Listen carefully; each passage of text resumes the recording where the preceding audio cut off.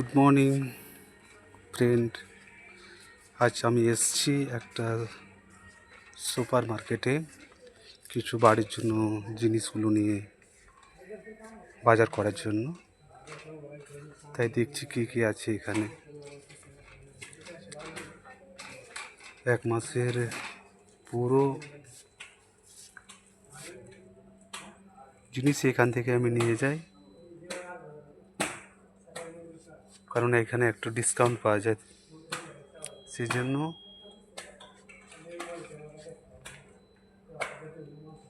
Chicken biryani মশলা একটা নিলাম।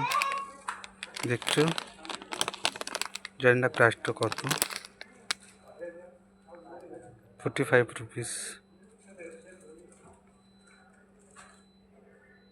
45। এগুলো আমার জিনিস। আমি আজকে নাইট ডিউটি করে, আজকে রবিবার, তাই সব বাজার করার জন্য আমি বাড়ি থেকে বেরিয়েছি না খেয়ে। রাস্তায় কিছু খাইনি।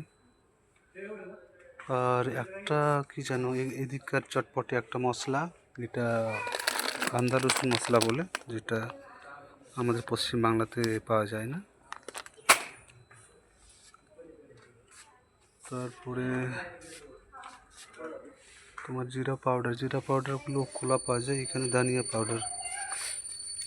পাউডার একটা নিলাম, অনেক বড়, বাপরে, জানি না কবে শেষ হবে।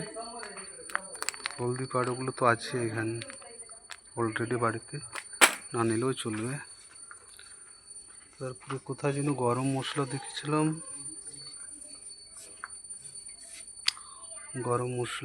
কোথায় যেন গরম মশলা, সব ছোট ছোট প্যাকেট।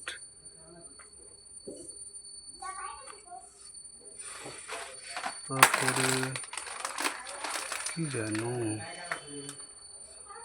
বাজার করতে আসলেই অনেক কিছু ভুলে যায়।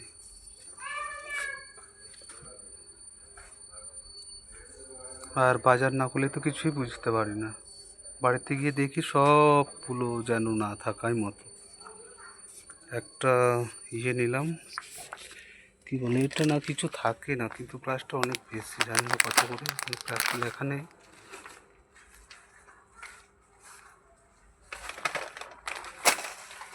শুধু ওই একটা দুটো দারচিনিগুলো দেয়, আর কিচ্ছু দেয় না। আর তোমার কি যেন বলছিলাম আমি,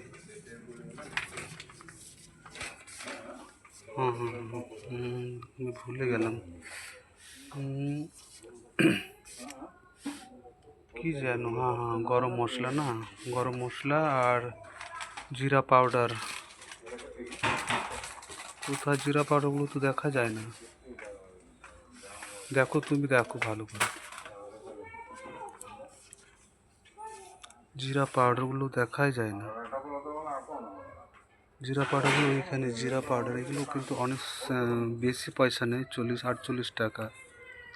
এর থেকে খোলাগুলো নিলে খুব ভালো হয়। খোলাগুলো তো পাওয়া যাচ্ছে না, তবু আর একটু দেখি, যদি না পাই তাহলে আমি এই প্যাকেটগুলোই নিয়ে যাব।